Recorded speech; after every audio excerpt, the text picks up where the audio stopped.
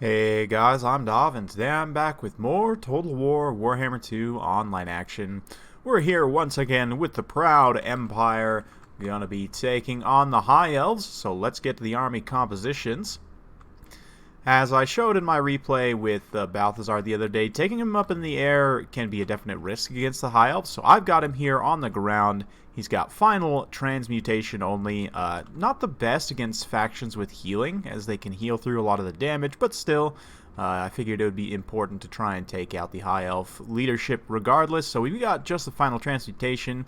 We've also got a Witch Hunter, front line of State Troop Spearmen with some Swordsmen. And scattered around, we've got 4 Reichsguard, 2 on this side. One of them is the ever-present Zintler's Reichsguard. 2 on the far side, all hidden in the woods. And in the back, we've got a mobile hit squad of the Royal Altdorf Griffites supported by a Warrior Priest. Warrior Priest, of course, had some buffs recently. Both of the effects they carry, or all the effects they carry, rather, are now an area of effect. I've got the 2...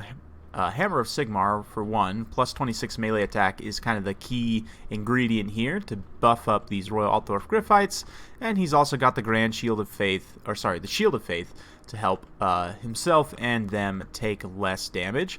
So overall, 2 very powerful buff abilities, and makes the Warrior Priest a pretty decent pick in a lot of matchups to do something like this, where he can support another force. We've also got a vanguard of 1 unit of Outriders. That's pretty much it for my opponent's force. He's got a Prince up on a Star Dragon, and 1 unit of Dragon Princes here. I believe there's another over on the far side. Main line's going to be Spearmen mixed with White Lions. He's got 2 Sisters of Averlorn and a Mage of Heavens on a horse here. Let's have a look. Only Chain Lightning. Very interesting. So without further ado, let's get the battle moving. You can see I'm going to be pulling up here with the Outriders. The only unit I can see right now is this Prince, but I do also spot the Dragon Princes. So we're going to go ahead and about face and try and pull this High Elf army into a more appropriate situation. Obviously, I have a pretty commanding hill position, as does my opponent here, but because I have Skirmish Cav and I'm kind of baiting out this engagement here, it's going to prompt my opponent to start moving his forces forward. Of course, these Reichsguard are kind of just laying in wait here on both sides, looking for the right engagement. A couple of those Outriders do get caught up, unfortunately, by the Dragon Princes, but we're kind of leading them on a wild goose chase, so I'm going to reveal these Reichsguard over here, since my opponent's kind of pulling away around my flank, and we're going to try and pin them in place.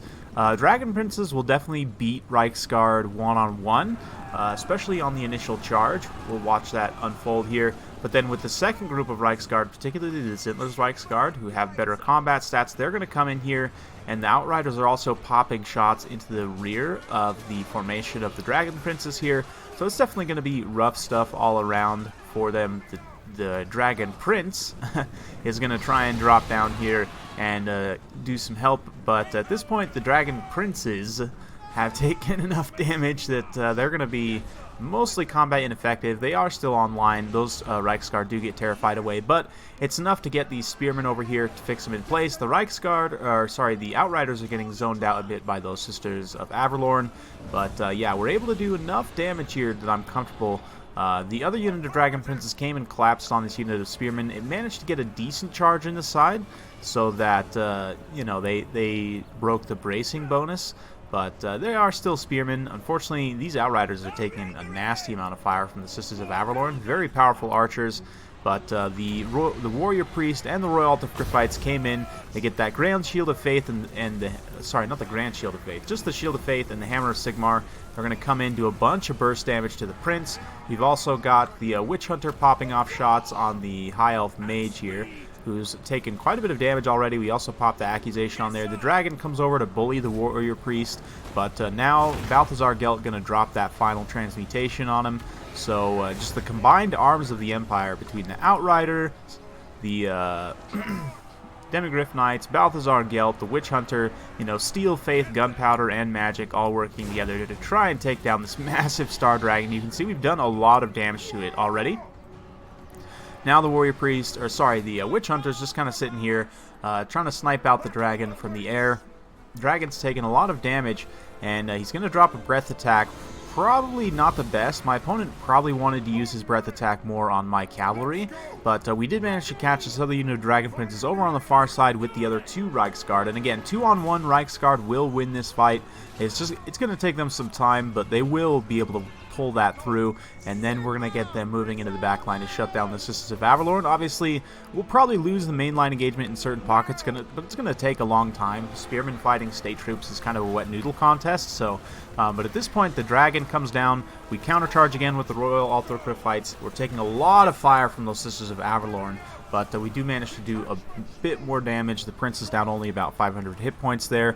Granted, it did cost me those Royal Althorcriff fights just because the fire from the Sisters of Avalorn is very real right now, so they're actually going to get shattered here just due to the overwhelming amounts of fire. They've lost too many unit models, and yeah, that prince is going to come back from rout. However, because he's so low on health, we can just drop a normal final transmutation on him, and it'll do enough damage to take him down. So the prince, unfortunately, gonna get transmuted here by Balthazar's magic. It'd be cool if it actually like turned to metal and like fell to the ground. That would be extra cool. But anyway, Reiksguard gonna come in now with the death of the Star Dragon and collapse the back line of the Sisters of Avalorn. Sisters of Avalorn have decent melee defense, but their low armor means they'll take a lot of shock damage from cavalry charges like that, and so they're gonna get shut down here and take a lot of damage at this point.